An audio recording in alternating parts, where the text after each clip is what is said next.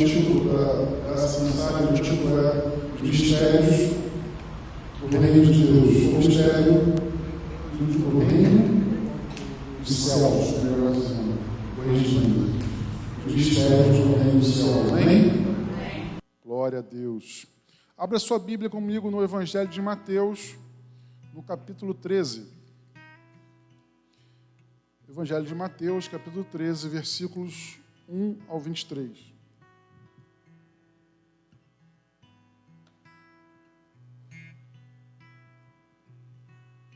Mateus 13, 1 ao 23. Quantos têm sido abençoados com essa série de mensagens? Dá um glória a Deus aí. Amém. Mateus capítulo 13, versículo 1 diz assim: Naquele mesmo dia, Jesus saiu de casa e se assentou à beira-mar. E grandes multidões se reuniram em volta dele, de modo que entrou num barco e se assentou. E toda a multidão estava em pé na praia, e de muitas coisas lhes falou por parábolas, dizendo: Eis que o semeador saiu a semear. E ao semear, uma parte caiu à beira do caminho, e vindo as aves a comeram. Outra parte caiu em solo rochoso, onde a terra era pouca, e logo nasceu, visto não ser profunda a terra. Saindo, porém, o sol a queimou, e porque não tinha raiz, secou-se. Outra parte caiu entre os espinhos, e os espinhos cresceram e a sufocaram. Outra, enfim, caiu em terra boa e deu fruto, a 100, a 60 e a 30 por um. Quem tem ouvidos para ouvir, ouça. Então os discípulos se aproximaram de Jesus e lhe perguntaram: por que o Senhor fala com eles por meio de parábolas? Ao que Jesus respondeu: porque a vocês é dado conhecer os mistérios do reino dos céus, mas àqueles isso não é concedido. Pois ao que tem, mais será dado, e terá em abundância, mas ao que não tem, até o que tem lhe será tirado. Por isso falo com eles por meio de parábolas, porque vendo, não veem, e ouvindo, não ouvem, nem entendem. Assim neles se cumpre a profecia de Isaías: ouvindo vocês ouvirão, e de modo nenhum entenderão, vendo vocês verão, e de modo nenhum perceberão. Porque o coração deste povo está endurecido, ouviram com os ouvidos tapados, e fecharam os olhos, para não acontecer que vejam com os olhos, ouçam com os ouvidos, entendam com o coração, se convertam e sejam por mim curados. Bem-aventurados, porém, são os olhos de vocês, porque veem, e bem-aventurados são os ouvidos de vocês, porque ouvem. Pois em verdade lhes digo que muitos profetas e justos desejaram ver o que vocês estão vendo, mas não viram, e quiseram ouvir o que vocês estão ouvindo, mas não ouviram. Ouçam, portanto, o que significa a parábola do semeador. A todos os que ouvem a palavra do reino e não a compreendem, vem o maligno e arrebata o que lhes foi semeado no coração. Este é o que foi semeado à beira do caminho. O que foi semeado em solo rochoso, esse é o que ouve a palavra e logo a recebe com alegria. Mas ele não tem raiz em si mesmo, sendo de pouca duração. Quando chega a angústia ou a perseguição por causa da palavra, logo se escandaliza.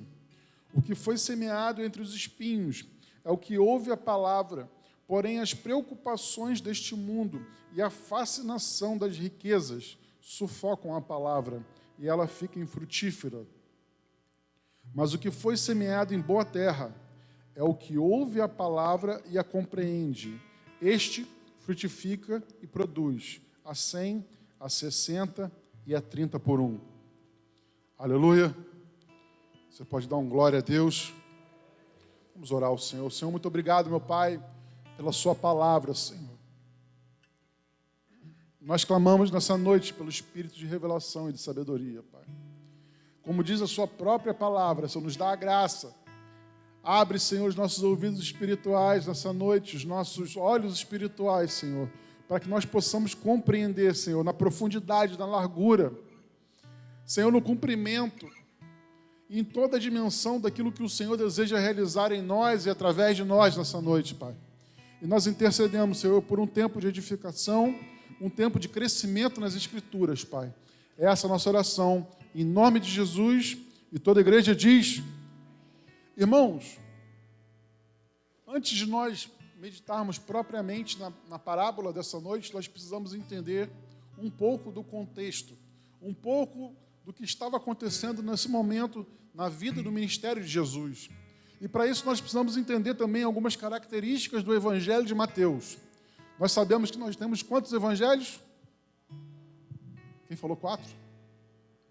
Obrigado, Charles. São 4 evangelhos, amém, irmãos? Desses evangelhos, cada um deles tem uma ênfase diferente. Nós temos 3 evangelhos sinóticos. Quem poderia me dizer quais são os 3 evangelhos sinóticos? Eita. Hã? Não, quais são eles? Glória a Deus, irmãos, estamos juntos. Mateus, Marcos e Lucas são os evangelhos sinóticos. E cada um deles tem uma ênfase diferente. Por exemplo, o evangelho de João, que é um evangelho que eu amo. A gente não pode dizer que a gente tem um livro favorito, né, irmãos? Um evangelho favorito, mas eu me identifico muito com o evangelho de João, porque João, ele aborda a divindade de Jesus. Amém? O evangelho de Lucas aponta para o Filho do Homem, o ministério terreno de Jesus. Ele apresenta Jesus como homem. Amém? Glória a Deus. O evangelho de Marcos fala do servo sofredor. Né? Ele traz ênfase a essa característica do ministério terreno de Jesus, o cumprimento das profecias de Isaías, de um servo sofredor. E o evangelho de Mateus, ele foi escrito para os judeus. Mateus, sendo judeu, ele escreve um evangelho para os judeus a fim de apresentar Jesus como o rei e Messias esperado do povo judeu. Por isso, quando você olhar o evangelho de Mateus, você vai ver que ele começa com uma genealogia longa, apontando toda a ascendência de Jesus, para que ele fosse aceito, ele fosse recebido pelos judeus. Ele apresenta, então, Jesus como aquele que se assentaria no trono de Davi. Aleluia! O rei queria restaurar todas as coisas, o Messias esperado. Então, o evangelho de Mateus tem essa ênfase. E nós vamos observar que, ao estudarmos o evangelho de Mateus, que ele tem uma narrativa sempre apontando, sempre corroborando, afirmando que Jesus era o rei esperado.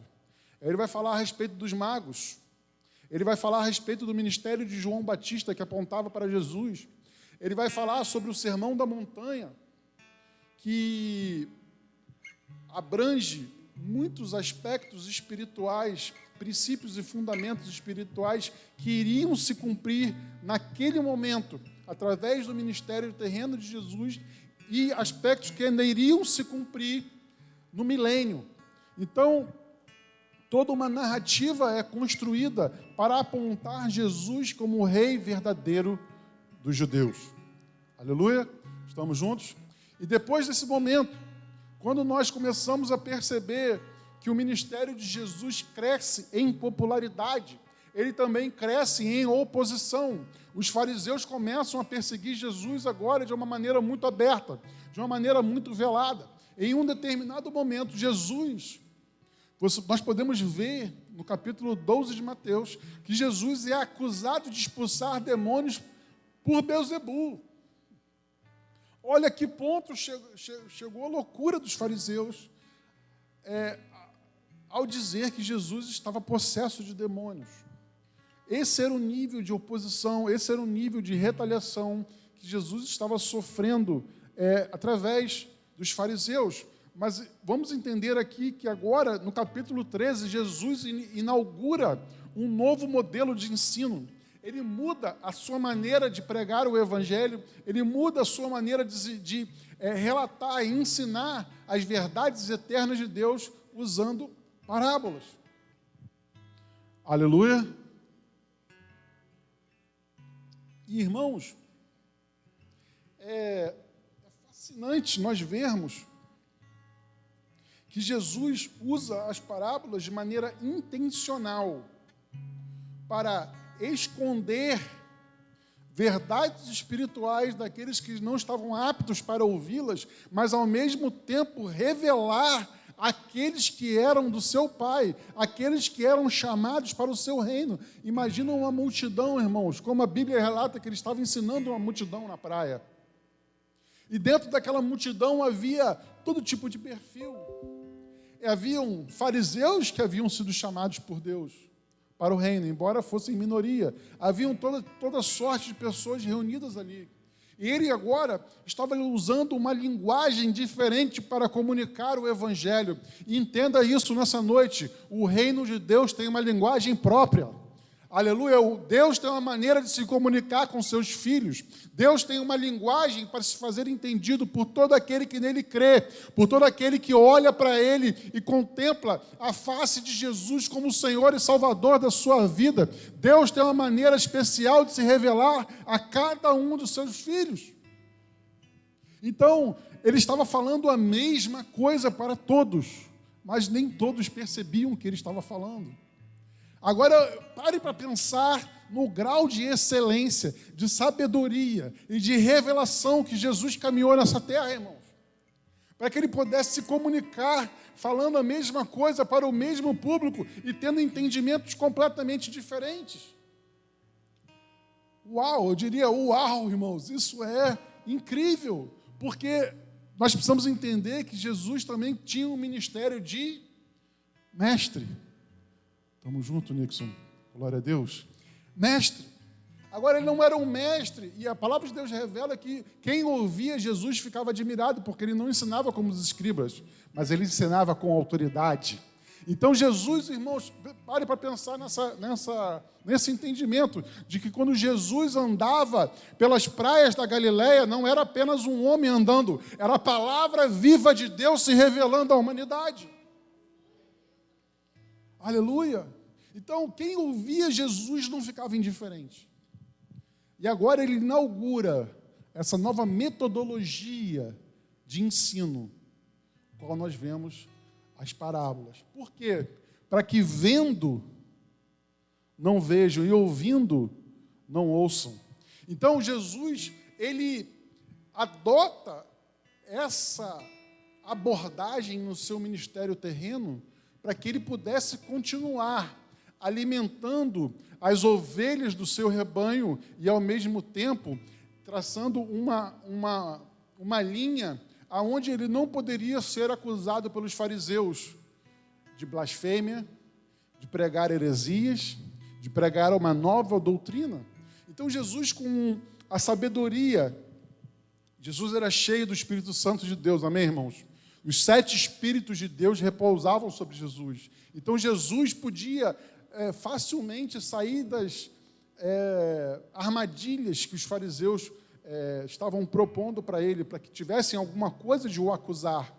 Mas Jesus conseguia, com uma facilidade incrível, pegar os fariseus na sua própria armadilha.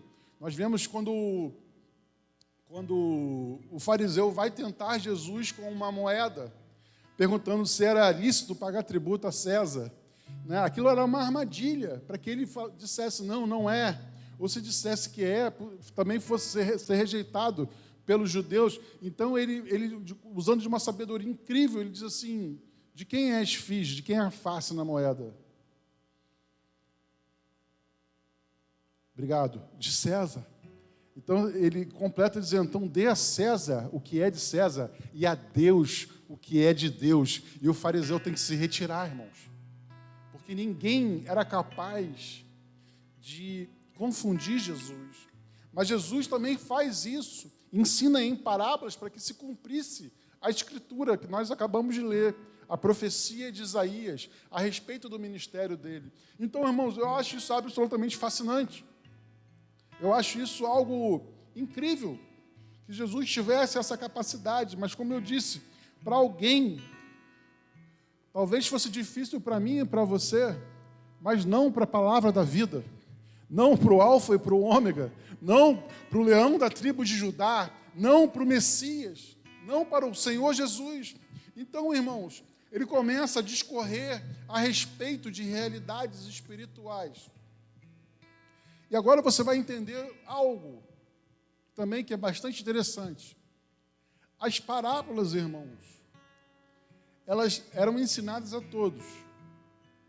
Publicamente, todo mundo recebia o mesmo nível de informação e o mesmo nível de ensino, mas em particular, repita comigo, em particular, Jesus ensinava os seus discípulos o verdadeiro significado da parábola. Por quê?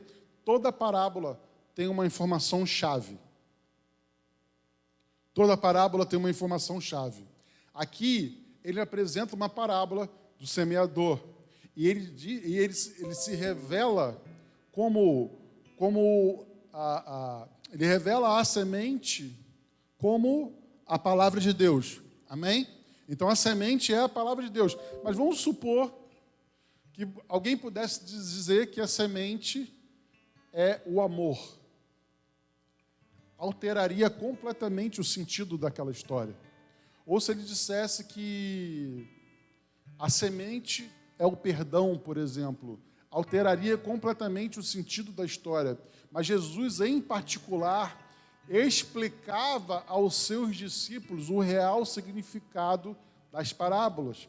Amém? E talvez você possa pensar, pastor, mas que facilidade que eles tinham, né? Porque, afinal de contas, é como se eles estivessem abrindo a Bíblia e lendo uma parábola, e o próprio autor da Bíblia estivesse ensinando para eles, do lado deles, o que aquilo significava. E talvez você, nessa noite, se ache em desvantagem com relação aos discípulos. Mas, na verdade, eu digo que não, porque Jesus não está mais do seu lado para te ensinar as verdades eternas sobre a sua vida, mas Ele está dentro de você. Aleluia! Então o Espírito Santo, irmãos, cumpre essa função, ele cumpre esse papel de nos guiar em toda a verdade de Deus.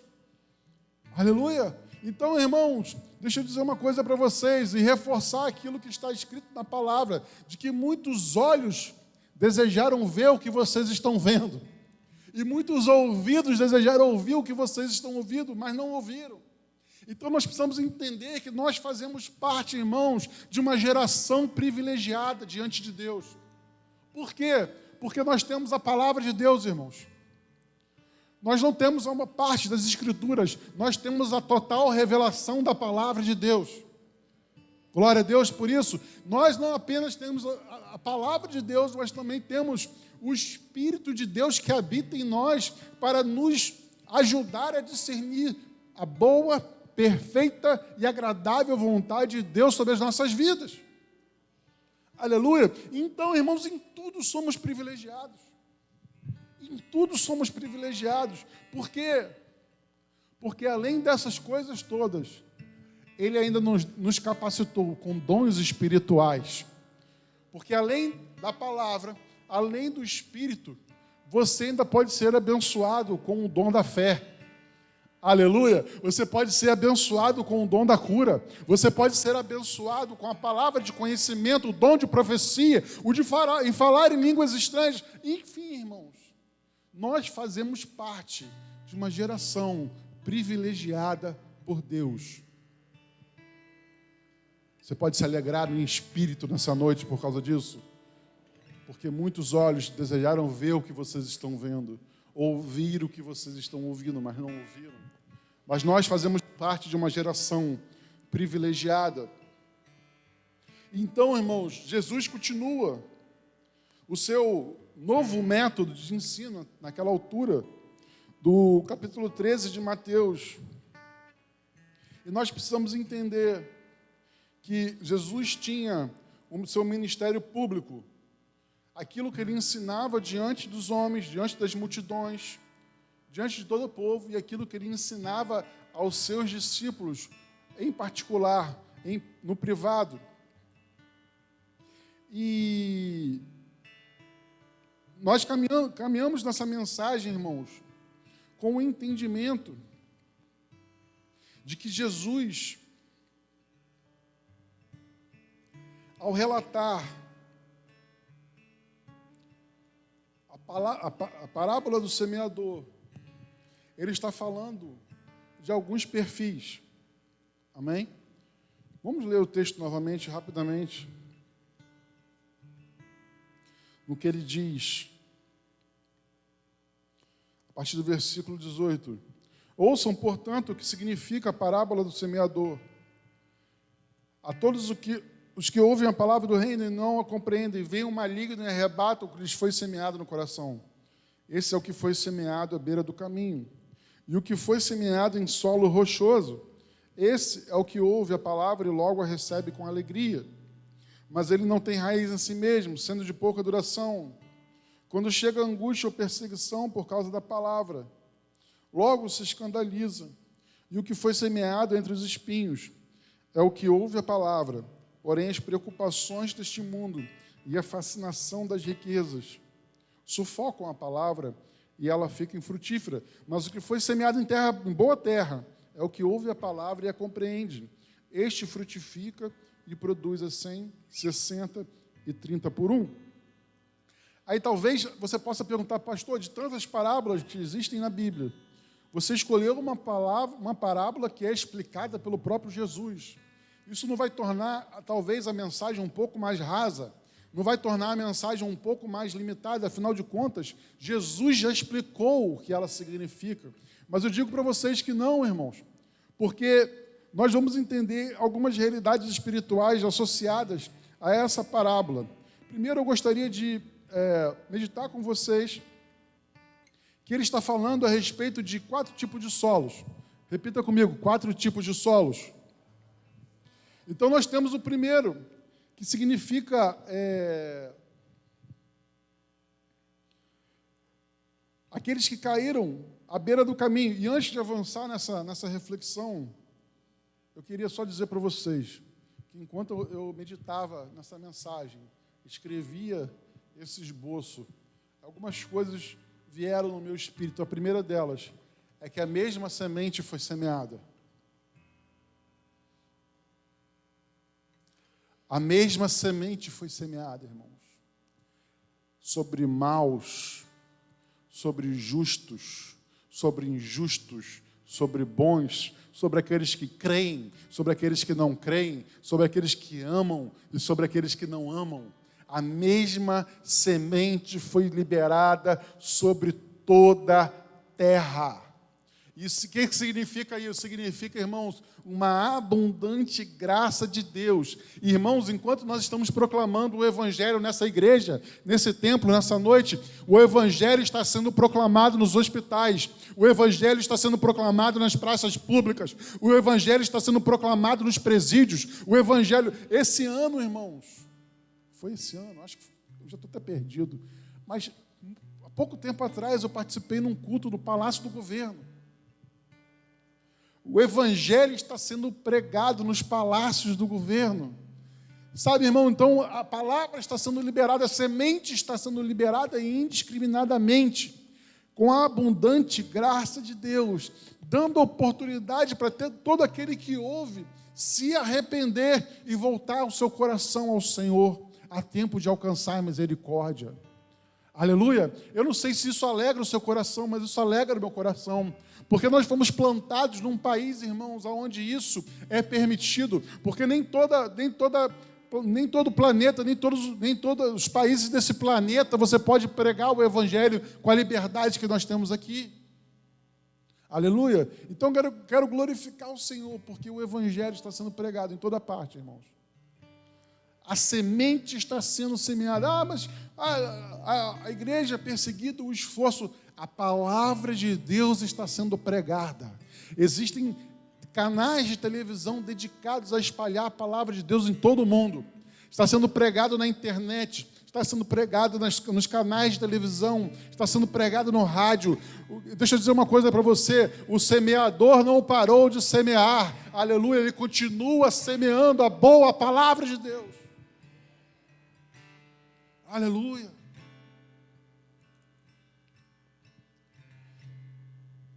Glória a Deus. Glória a Deus.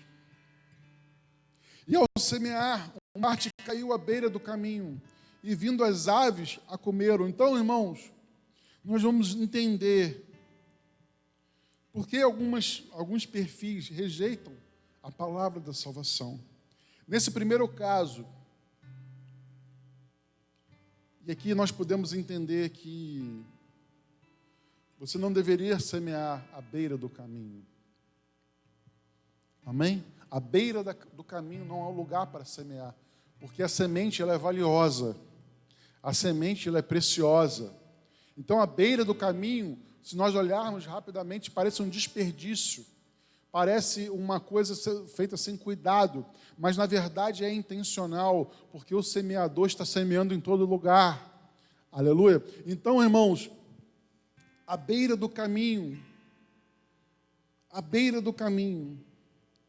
uma parte caiu à beira do caminho, e vindo as aves a comeram. Isso fala de uma ação, irmãos, espiritual, para que a palavra de Deus não frutifique no coração dos homens.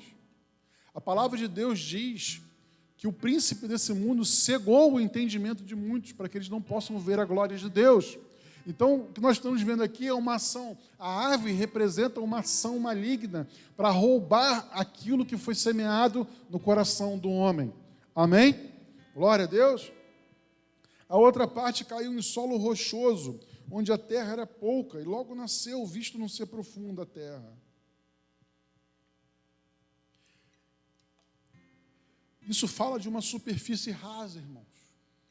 É quando a semente cai em um coração, mas não existe profundidade. Repita comigo, profundidade.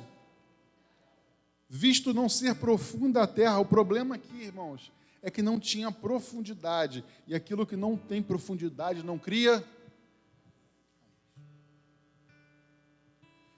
Irmãos, uma das coisas que me impactou muito quando eu escrevi esse esboço é que nós estamos falando de realidades espirituais aqui.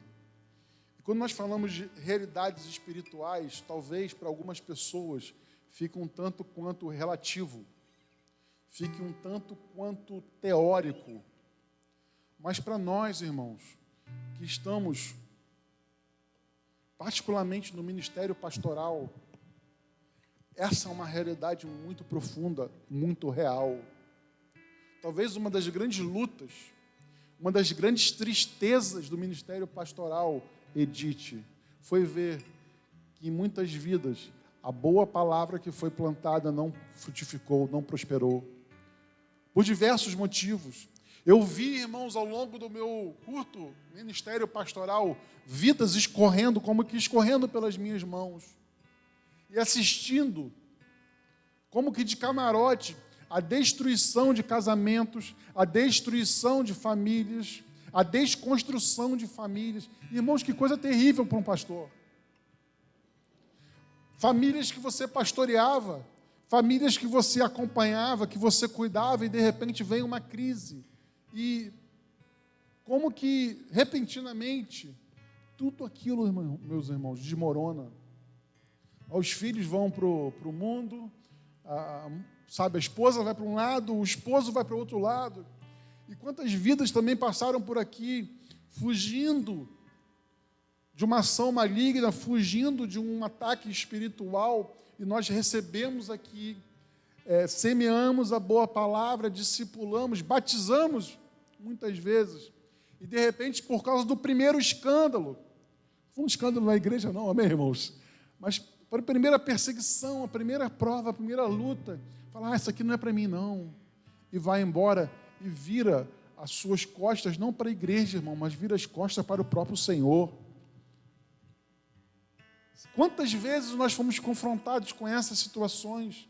Quantas vezes nós fomos confrontados com situações em que nós sabíamos qual era a solução, nós sabíamos o que era necessário ser feito, ensinávamos, intercedíamos, jejuávamos por aquelas vidas, mas não criaram raízes, não permaneceram, retrocederam na fé.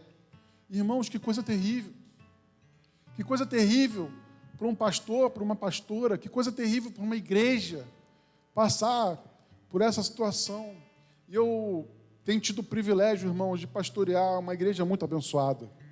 Eu sou muito grato a Deus pela igreja, pelo rebanho que o Senhor me confiou.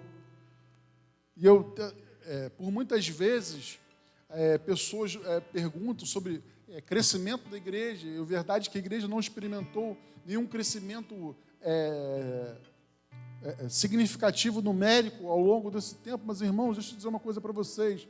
Eu já propus no meu coração ser o melhor pastor que eu puder ser para as ovelhas que o Senhor me confiou. Então, se eu puder ser o pastor de 10 ovelhas, eu serei o pastor de 10 ovelhas. Se eu puder ser o pastor de 100 ovelhas, serei o pastor de 100 ovelhas. Se eu puder ser o pastor de 10.000 ovelhas, serei pastor de 10.000 ovelhas, se assim o Senhor quiser. Aleluia! Então, irmãos, não estamos aqui por causa de um número, estamos aqui por causa de um propósito. Não estamos aqui, pastor, mas número não é importante. Se número não fosse importante, irmão, não tinha um livro na Bíblia escrito números. Aleluia! Glória a Deus. Então, números são importantes, irmãos. Mas o que eu quero dizer...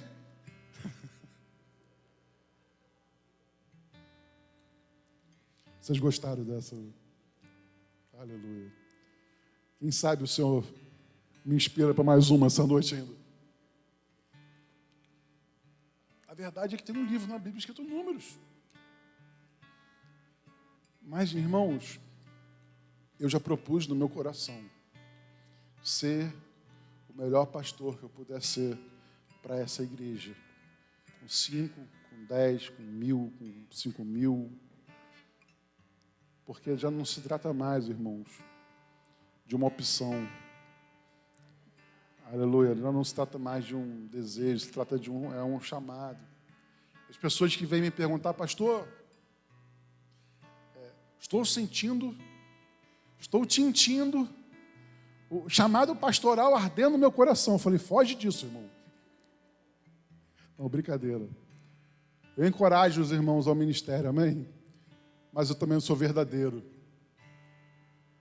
Eu falo, irmão, tem como você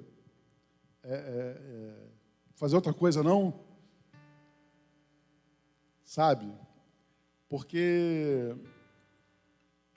eu estou falando assim, obviamente brincando com humor, mas a gente orienta sobre as questões do ministério pastoral, irmãos.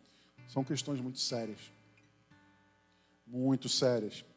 Eu conversava ontem com um casal precioso em Atlanta, um casal que Karine discipulou e hoje são pastores de uma igreja em Atlanta, nos Estados Unidos.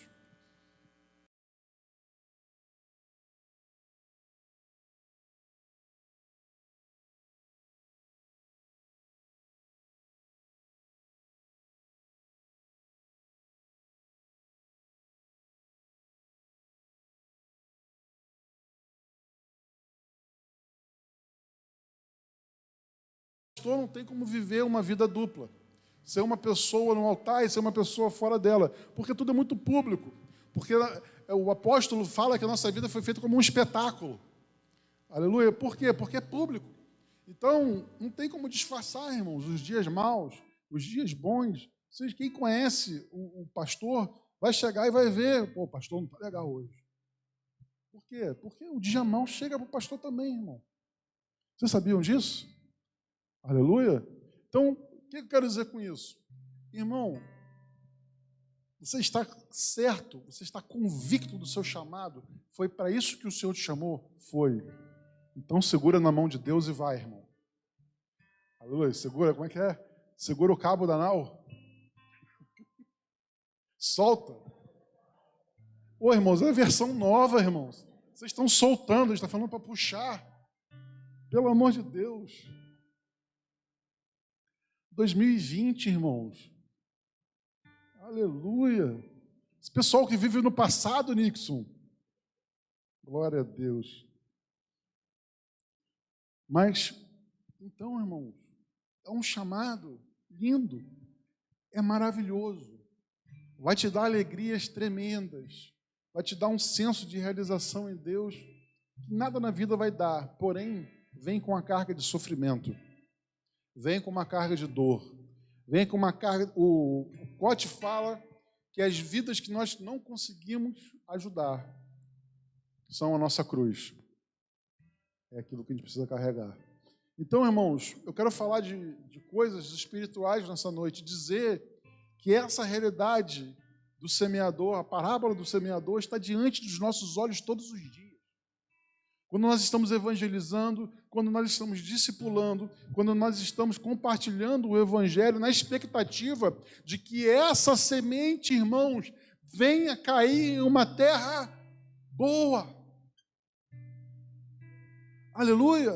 Agora, o interessante, irmãos, é que o semeador é o mesmo, a semente também só muda. O que muda, na verdade, é a qualidade do solo. Aleluia! Agora, o que me chama a atenção, irmãos, e o que eu tenho observado nesses dias, é que a qualidade do solo pode mudar. Aleluia!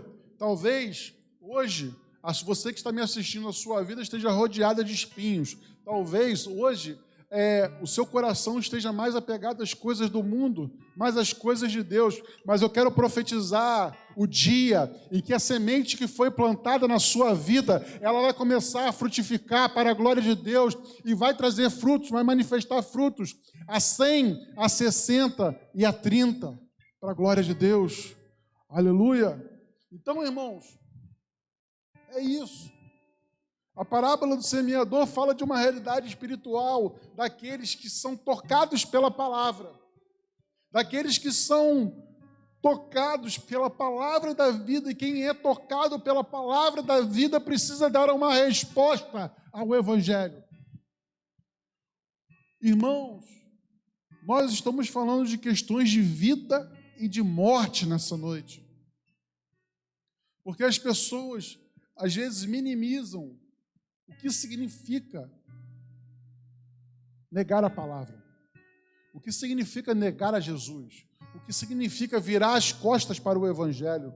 Então, irmãos, eu não quero aqui pregar um Evangelho e te aterrorizar nessa noite, colocar medo em você, tocar na sua emoção, não. Eu quero tocar o seu espírito nessa noite e declarar sobre a sua vida, no nome de Jesus, que você tem uma responsabilidade diante da palavra que foi pregada sobre você. Porque, irmãos, toda palavra de Deus, pelo menos no meu caso, eu prego a palavra para a salvação. Eu prego a palavra em uma expectativa na fé que pessoas serão tocadas e alcançadas por ela.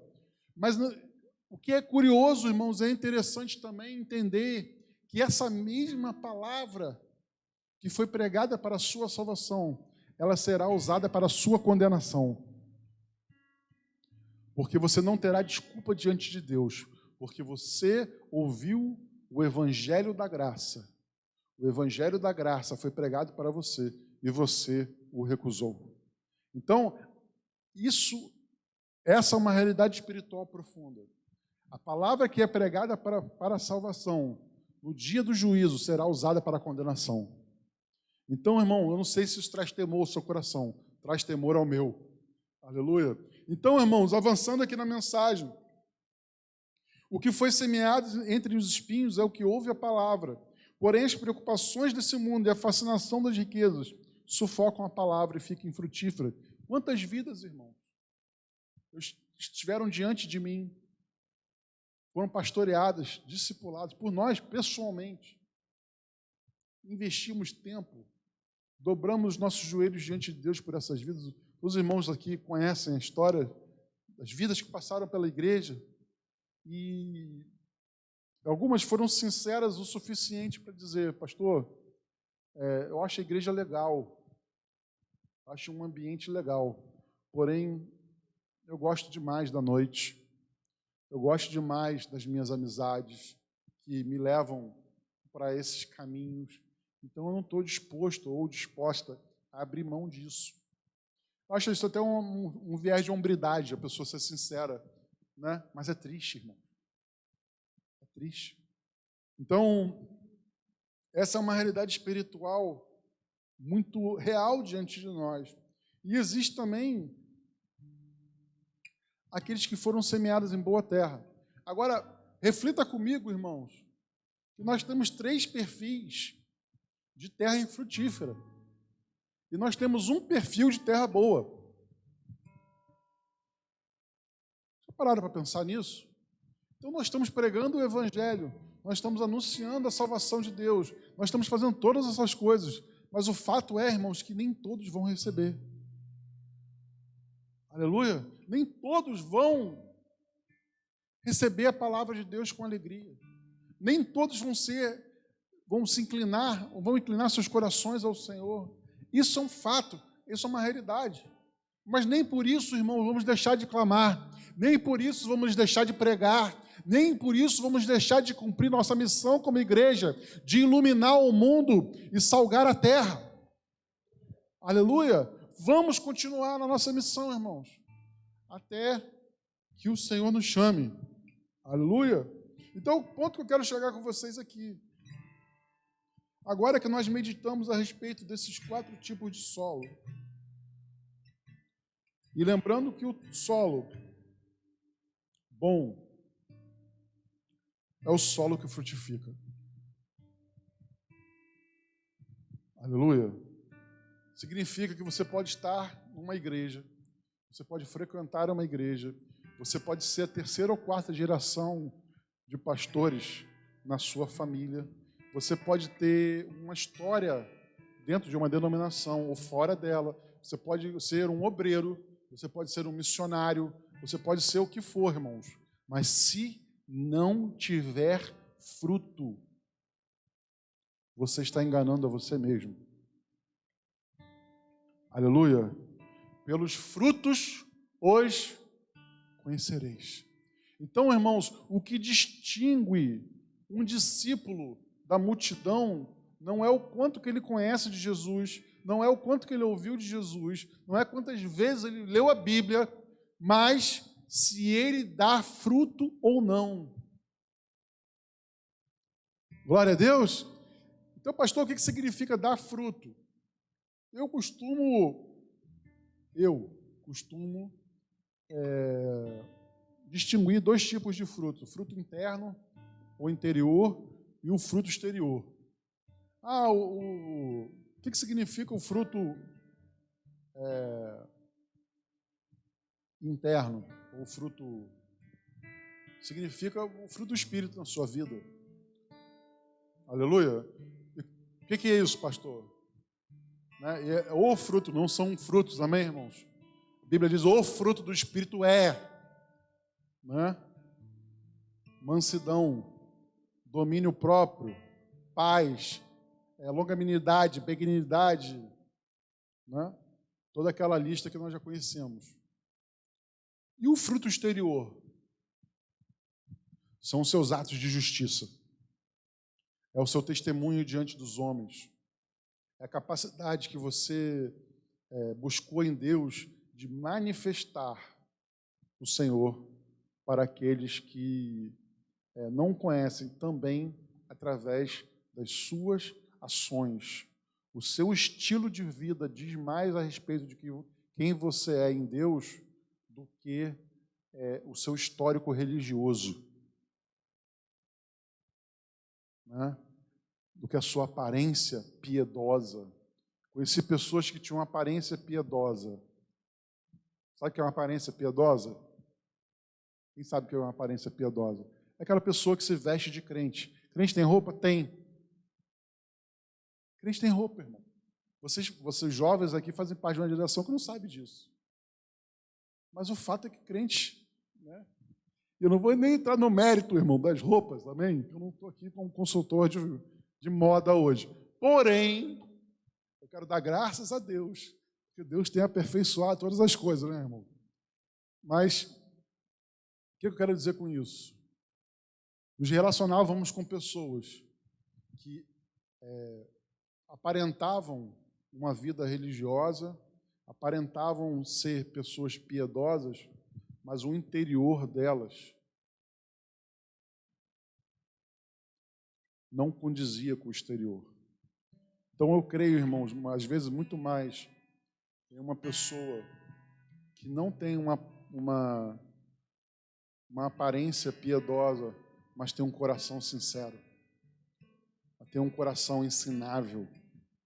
Não importa, meu irmão, se é roqueiro,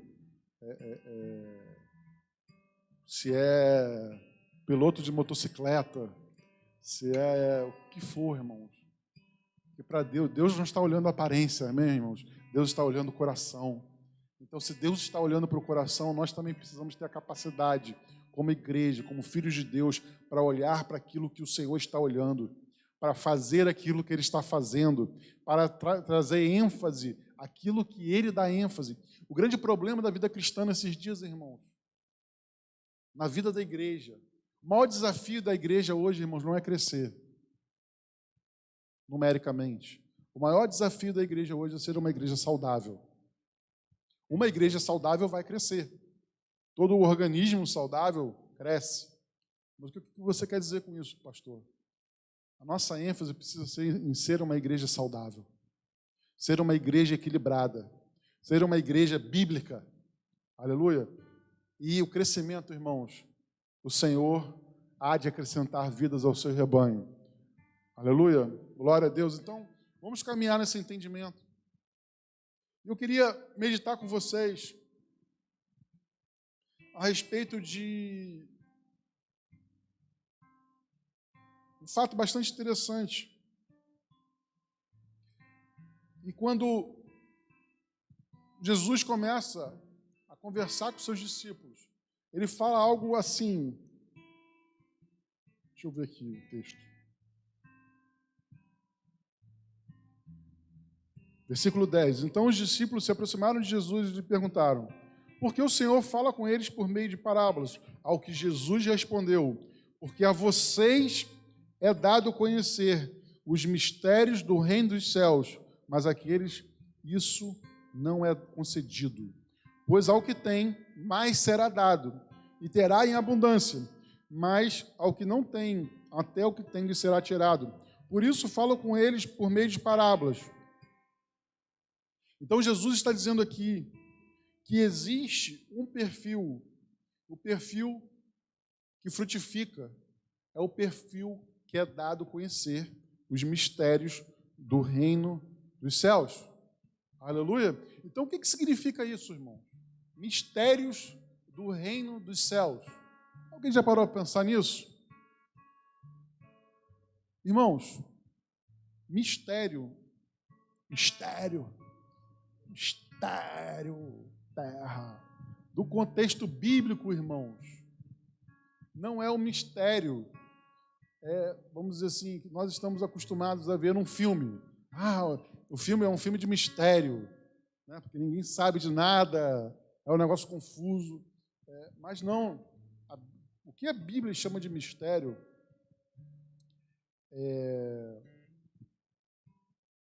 é algo um pouco diferente. O que a Bíblia chama de mistério é algo que foi revelado parcialmente no Antigo Testamento e foi revelado completamente no Novo. Aleluia! Então, uma verdade que foi talvez revelada gradualmente através dos séculos. Então, quando a Bíblia fala de mistério, a Bíblia está falando de algo, de um conceito ou de um princípio que foi introduzido através de uma figura, como nós costumamos dizer que o Antigo Testamento é a sombra das coisas que iriam se cumprir no Novo. Aleluia? Então, como se fosse um espelho. Então, irmãos, mistério significa isso. E o que significa que a vocês é dado conhecer os mistérios do reino dos céus? Então, nós temos que entender que ele está se dirigindo, em primeiro lugar, aos seus discípulos. Então, nós vamos entender que aos discípulos de Jesus é concedido conhecer os mistérios do reino dos céus. Por quê? Porque do que nós já falamos, né? nós temos a palavra, nós temos o próprio Espírito de Deus que nos ensina, nós temos dons. Então, a nós, a igreja, é dado conhecer os mistérios do reino dos céus. Mas que mistério é esse, irmão? Que mistério é esse? Mistério é algo que foi escondido através dos séculos e gerações, mas agora foi manifestado aos santos, à igreja. Um mistério, uma verdade, com dois elementos, que talvez o primeiro elemento esteja no Antigo Testamento e o segundo elemento esteja no Novo. Então, nós precisamos entender algo a respeito do reino dos céus, os mistérios do reino dos céus. Abra comigo em Colossenses, capítulo 1, versículo 26 ao 27.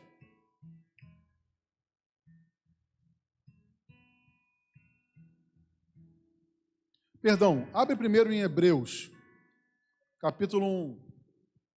Hebreus, capítulo 1, do 1 ao 4.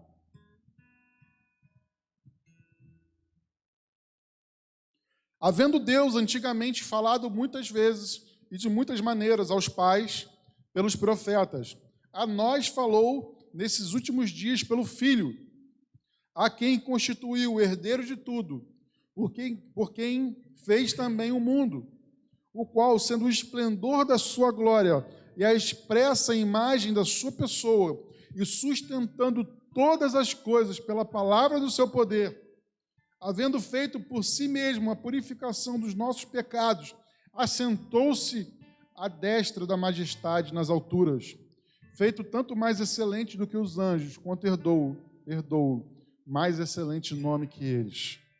Aleluia! Então,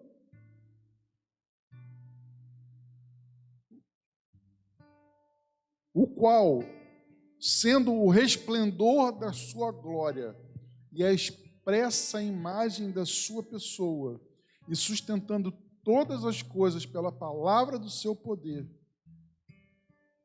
Amém? Sendo o resplendor da sua glória e a expressa imagem da sua pessoa. Está falando de Jesus.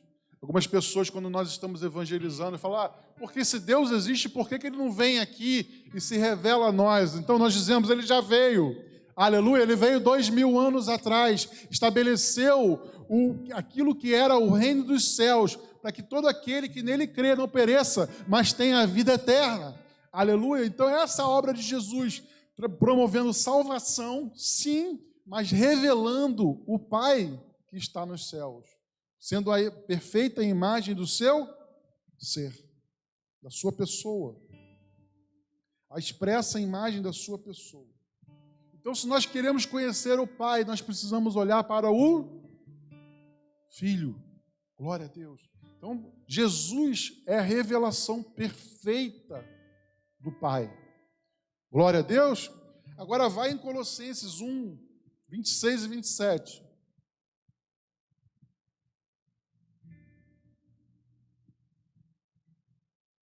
Colossenses 1, 26 e 27.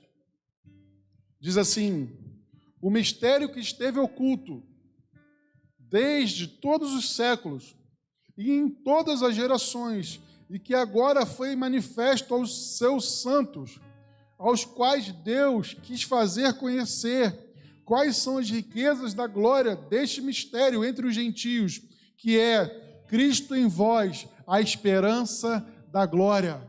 Então, o grande mistério, irmãos, dos céus, é Cristo em vós, a esperança da glória. Aleluia! Então, o mistério que é dado conhecer aos discípulos de Jesus é Cristo em vós, a esperança da glória, a razão da nossa esperança, irmão. Que em nada seremos confundidos, que em nada seremos abalados. Aleluia! Cristo em nós retemos a firme convicção e a esperança de que nós não seremos confundidos, não seremos abalados. Irmãos, essa é a esperança que precisa habitar em todo o coração de todo crente. No coração de todo crente deve arder uma expectativa santa pela manifestação da glória do Cordeiro. Aleluia! Então, o que ele está falando aqui, Jesus, olha, vocês que receberam a boa semente, vocês que frutificaram, vocês que deram fruto, vocês precisam entender que esse é o mistério do reino dos céus. Cristo em vós, a esperança da glória. Então, irmãos, eu gostaria de encerrar nessa noite compartilhando com vocês que toda a revelação de Deus traz uma grande responsabilidade. Porque muito é dado, muito é requerido. Agora, entenda que ele diz assim, olha, aquele que tem será dado mais. Aleluia. Aquele que tem será dado e terá com abundância, mas aquele que tem pouco, até o que tem, será tirado. Ele fala isso em outras parábolas. Como a parábola dos talentos, ele fala isso. Aquele que enterrou o talento, fala, tira dele e dá para o que tem 10. Aleluia. Então, irmãos, nós que temos essa revelação de Jesus, nós que frutificamos a boa semente que foi plantada em nós, temos uma responsabilidade diferenciada diante do mundo. Diante de Deus e diante do mundo. Irmãos, entenda isso, a sua identidade em Cristo Jesus. Você foi chamado para ser um farol, você foi chamado para ser uma cidade edificada sobre um monte, você foi chamado para salgar a terra e iluminar o mundo. Essa é a sua identidade em Cristo Jesus. Irmãos, é tão fácil distinguir uma árvore que dá fruto de uma árvore que não dá fruto. Qual a diferença de uma árvore que dá fruto de uma árvore que não dá fruto? Uma árvore que dá fruto, irmãos, ela é mais desejável, ela é mais agradável, ela atrai vidas, ela atrai pessoas. Muitos são os que se alimentam dela, tanto homens quanto pássaros, vão buscar a árvore. Por quê? Porque ela é provisão, ela traz sombra, ela traz refrigério, ela traz descanso. Irmãos, quer saber se você está frutificando? Existem pessoas buscando se aproximar de você por aquilo que você carrega em Deus. Isso é um sinal de que existe fruto na sua vida. Mas não só isso. O alimento que você fornece a elas tem feito diferença na vida delas? Porque será como uma árvore plantada junto aos ribeiros de águas. Essa é a palavra que está sobre a sua vida. Você foi chamado para ser uma árvore frutífera. A frutificação para você não é uma opção, é o cumprimento de um propósito. A plenitude espiritual, irmãos, prevê uma abundância, uma plenitude de frutos que torna a sua vida como algo visível para todo aquele que crê e todo aquele que não crê. Sabe aquele cara do trabalho que vive te criticando, vive pegando no seu pé? É o mesmo cara que no dia mal vai te procurar e vai te pedir oração. Sabe aquela pessoa que vive te perseguindo, te ofendendo? Irmãos, não se espante se você foi perseguido. Não se espante se muitas pessoas também chegarem perto de você e se afastarem. Por quê? Porque, irmãos, existe uma luz que habita em você. E essa luz atrai, mas a mesma luz que atrai também repele. Porque aqueles que estão nas trevas não querem que as suas obras sejam manifestadas pela luz que habita em você. Então nós precisamos entender, irmãos, que a nossa identidade em Cristo está firmada no fato de que nós somos discípulos de Jesus. Nós somos discípulos de Jesus. E existe uma palavra que é liberada para a multidão. E existe uma palavra que é liberada para você no privado. Existe uma revelação que é liberada para a multidão, mas existe uma revelação que é liberada para você no secreto, no oculto. Ah, pastor, o que significa isso? É para me exaltar, para eu me orgulhar? Não, é para que você tenha temor no seu coração da responsabilidade que você tem diante dele. Quando ele fala com o profeta, ele fala: olha, se você falar, eu não vou requerer o sangue dele nas suas mãos, mas se você não falar, eu vou requerer o sangue deles da sua mão. A mesma palavra está sobre os pastores hoje, que vão ter que dar conta do rebanho de Deus diante dele. Irmãos, seria tão mais cômodo, né? Que fosse, mas não é, irmãos. Toda revelação é acompanhada de uma grande responsabilidade. Já tem meia hora que eu estou pregando aqui, irmão, fora do meu texto. Mas glória a Deus. Aleluia, não estamos presos. Aleluia, porque para a liberdade Cristo nos libertou. Aleluia. Então, irmãos, precisamos entender a grande responsabilidade que temos diante dele, de sermos portadores das boas novas. Sabe, irmãos, uma das coisas que nós precisamos entender em Cristo Jesus é que o Senhor continua usando pessoas. Aleluia. Deus continua usando pessoas. Uma coisa que me chama atenção, eu não vou falar isso com um tom de crítica, nem com um tom de condenação, pelo contrário, mas com um tom de encorajamento. O que ardia no nosso coração, né? Eu me converti em 99. Glória a Deus. Chegando lá. Irmãos, que ardia no nosso coração é: Senhor, eu quero ser usado por Ti, para a Sua glória. E hoje, o Evangelho ganhou uma dimensão no Brasil tão grande. Isso é maravilhoso, irmãos. Isso é de Deus. Mas a nossa oração hoje não pode ser: Senhor, deixa eu Te usar para a minha glória. Porque é isso que a gente tem visto muitas vezes. Pessoas se apropriando do Evangelho, se apropriando de um ministério que não é delas. O ministério, irmão, não é seu. Não pertence a você, pertence ao reino. Para buscar benefícios pessoais, para promover uma carreira. Então deixa eu falar uma coisa para você, irmão, que essa seja uma palavra de conserto na sua vida, se esse for o seu caso. Eu me lembro que no começo da minha caminhada cristã, um amigo muito precioso, e hoje é pastor, e você vai ficar ouvindo eu falar isso aqui toda a vida, né? Toda vez que eu falo de um amigo, eu falo: não, hoje ele é pastor. Sabe por quê, irmãos? É porque eu estava próximo de pessoas que estavam indo para o mesmo lugar. Eu buscava a companhia de pessoas que estavam buscando o mesmo que eu estava buscando. Aleluia! Então, irmãos, eu tenho a maioria dos meus amigos, pessoas que caminharam comigo no momento da minha conversão, são pastores. Uns, inclusive, são pastores de igrejas muito conhecidas no Brasil. Mas esse pastor, particularmente, um dia ele comentou algo que chamou a atenção de nós que caminhávamos com ele. E ele estava passando por um momento de dificuldade, e a gente não sabia o que era. Poxa, aí a gente ficava se perguntando: será que é um problema financeiro?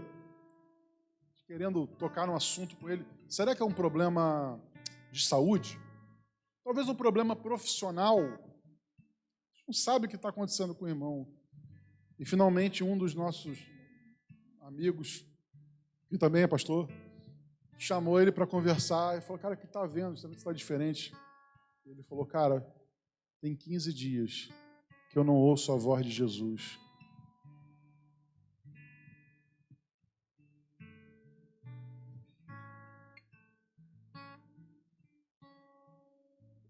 Ele estava atribulado, porque tinha 15 dias, 2 semanas, que ele não ouvia a doce e suave voz do Espírito Santo falando com ele. Isso tirou ele do eixo.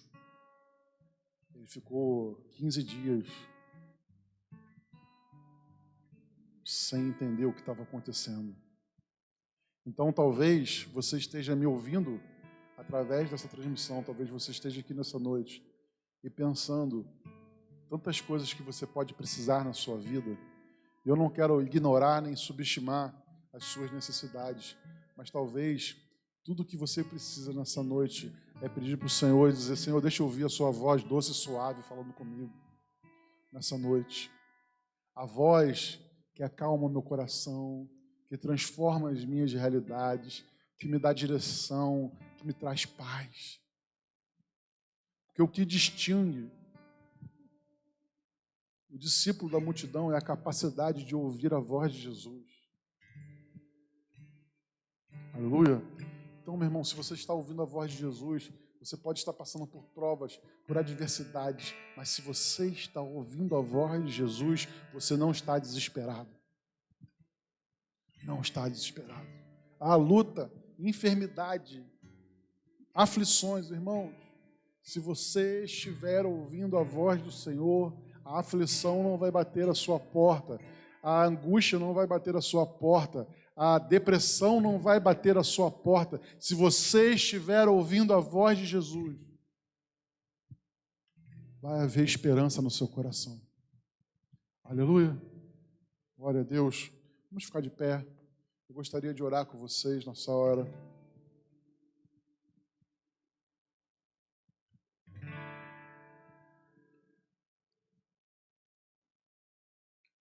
Aleluia. Vamos adorar o Senhor.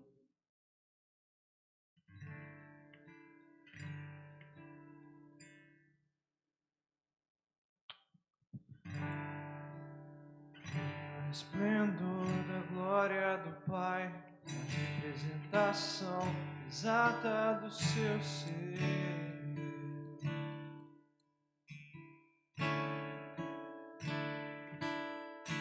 Sustentando todas as coisas pela palavra do seu poder.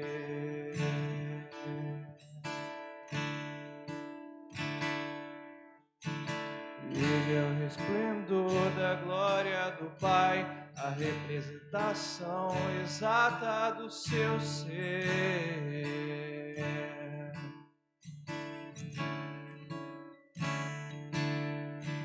Sustentando todas as coisas pela palavra do seu poder.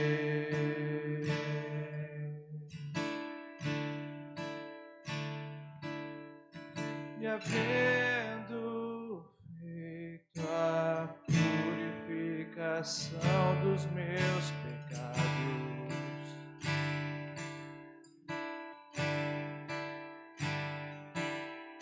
assentou-se à direita do Pai em majestade.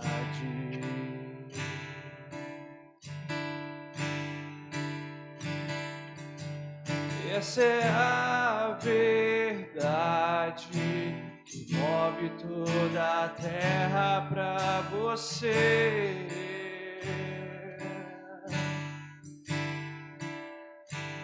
Jesus, aquele que fez paz entre homens e Deus, aquele que é Deus em carne, Jesus, excelente, superior.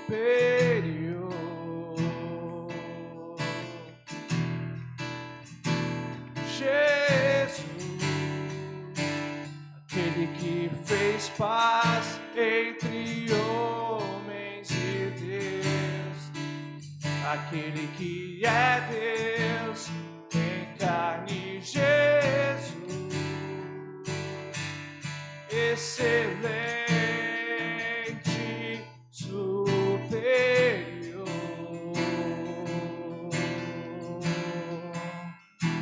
Eu adoro.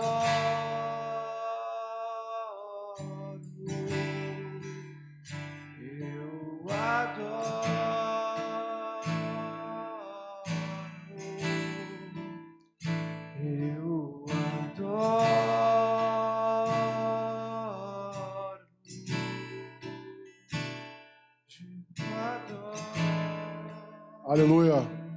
Senhor, nós te louvamos nessa noite, te engrandecemos. Declaramos, meu Deus, o seu governo sobre as nossas vidas, sobre as nossas casas, Pai. Pedimos, Pai, em nome de Jesus, Senhor, que o Senhor venha despertar em nós o entendimento da responsabilidade que nós temos diante do Senhor, Pai. Como discípulos, como homens e mulheres que carregam, Senhor, os mistérios do reino dos céus, a revelação exata de quem o Senhor é, do seu propósito, da sua identidade, do seu ministério. E pedimos, Pai, em nome de Jesus, desperte a sua igreja nesses dias, Pai, para um tempo, Senhor, de posicionamento na sua presença, para um ciclo de frutificação e que o seu nome seja glorificado, Pai. Nós intercedemos, Senhor, no poderoso nome de Jesus, e toda a igreja diz, dê uma salva de palmas ao Senhor. Glória a Deus. Pode se sentar. Irmãos, nós estamos chegando ao final desse culto. Lembrando apenas que na próxima terça-feira, às 19h30, estaremos com os conectados, que são os encontros de pequenos grupos, que têm sido realizados no ambiente virtual. Se você está nos assistindo através do YouTube ou do Facebook, você deseja participar de um pequeno grupo, faça um sinal para um dos nossos moderadores, entre em contato conosco, nós vamos te orientar. Na quinta-feira, às 20 horas, nós teremos a continuidade da série de estudos sobre vida de oração e seus frutos. Se você deseja um despertamento na sua vida espiritual, se você deseja fundamento para a sua vida de oração, não deixe de assistir essa série de estudos que está sendo ministrada pelo evangelista Patrícia, que tem sido bênção, e eu tenho certeza que vai ser combustível para a sua caminhada com o Senhor. E se o Senhor permitir, no próximo domingo, às 18h30, estaremos de volta aqui cultuando o Senhor com muita intensidade e muita alegria. Amém? Glória a Deus. Fique de pé. Vamos orar agora, colocar essa semana diante do Senhor. Senhor, nós queremos apresentar e consagrar essa semana a Ti, Pai, pedindo que seja uma semana, Senhor, de experiências contigo, seja uma semana de sensibilidade à Sua voz, de crescimento espiritual, de edificação, Senhor, do seu corpo. E nós pedimos, Deus, em nome de Jesus, nos guarda, Senhor, até os nossos lares, e que nós possamos, Senhor, realmente acordar cada dia dessa semana com uma nova revelação do seu amor e do seu cuidado sobre as nossas vidas, Pai. Nós oramos no poderoso nome de Jesus, e toda a igreja diz: dê uma grande salva de palmas ao Senhor. Está encerrado esse culto. Não sai daqui sem dar uma cotovelada no seu irmão, sem dar um soquinho nele, em nome de Jesus.